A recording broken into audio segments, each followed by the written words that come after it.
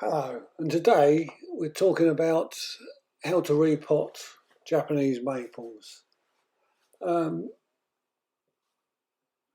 there's been a lot of controversy about burying the actual maple in a container in the ground due to the drainage issues and oxygen issues and things like that.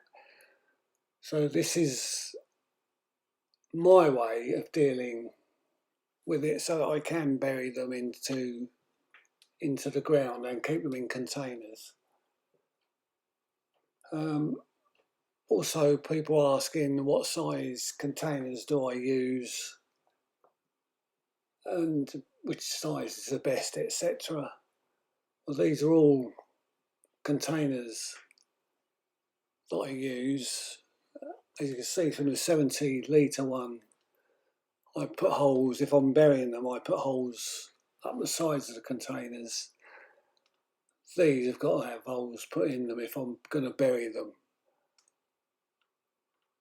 The best way to judge what size they are is take the orange one, which is a 2-gallon one or a 10-litre, and that gives you an idea on the size pots I'm using.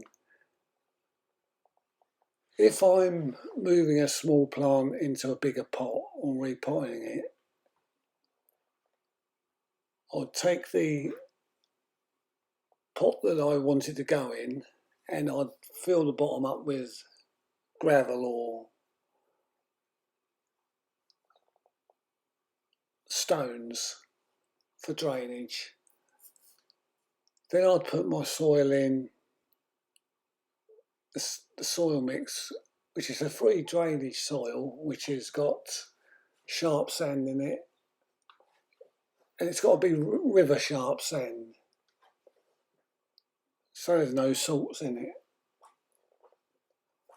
Then I'd take the actual plant in its pot and I'd place it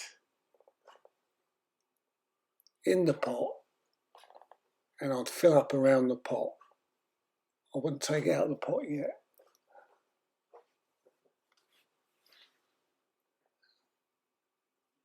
And this is how I would do my smaller repottings. This is a seedling, so I wouldn't really want to disturb the brand new roots at the moment. It's only 12 months old that I grew from seed last year.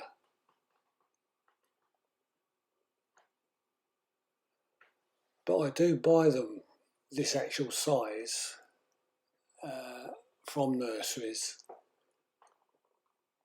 People say, how much do you pay? Well, I pay anything. The most I've ever paid is £80 for a plant. But these sort of sizes, you can pick them up for £3 or £4. So then I remove the actual pot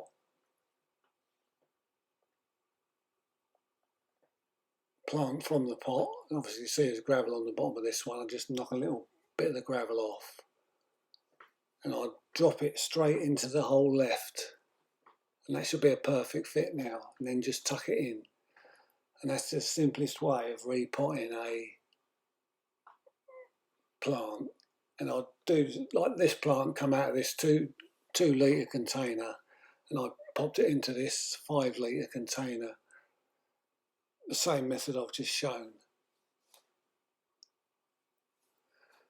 If I was having a container above ground, this would be ideal. This is about a 40-litre container. It's plastic, and I've drilled extra holes in the sides and in the base, purely because Japanese maples do like good draining. These blue type of pots are not really suitable because you just cannot get the plant back out once it's grown inside it. That's why I don't plant directly into those sort of pots. As for the bigger plants that I bury into the ground, this is the sort of pot I would use. As I say, I would drill holes all over the surface of it. The only reason I bury mine is because I have this sort of soil, which is very clayey, not good for maples at all. So I would dig a hole a lot bigger than the size of the pot I want to plant in it, and I would tip 20 ml gravel at the bottom of the hole, again for drainage for the pot. I'll then put the pot into the ground and put some more 20 ml gravel in the bottom of the actual pot itself. Then I would fill the bottom up with free draining soil until the base would give me a good surface to actually plant in. This is the actual tree that's going to go into that, which you can see the roots are a little bit bound and need loosening off a little before I would plant this into that. So I'll just loosen them off, be quite gentle as to not break all the roots, because I don't want to lose too much of the root form on this. So I'd rake all the way round just to loosen it all off so they didn't grow into a circle.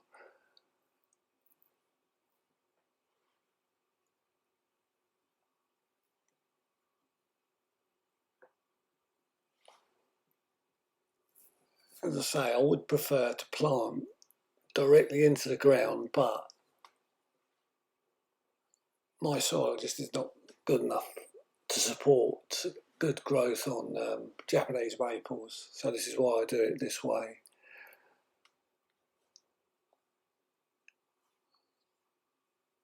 Once I've filled the pot up with soil and got the plant and I want it, around the outside of the pot I pour more 20 ml gravel.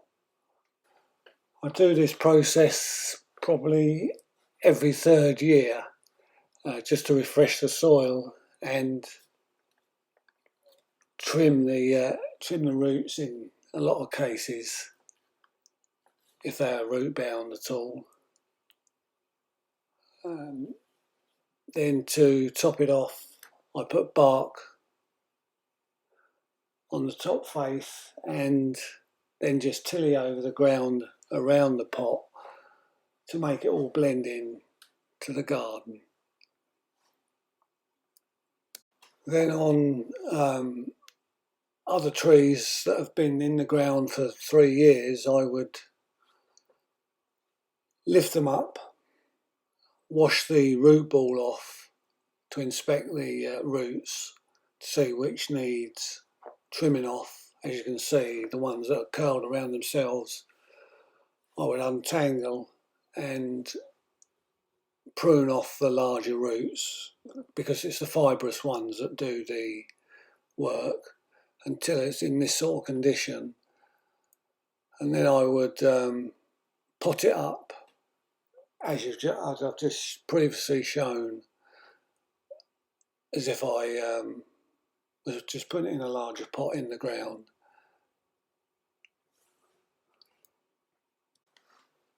And one of the main reasons I like to put them in the ground is because of the conditions we've had like this year.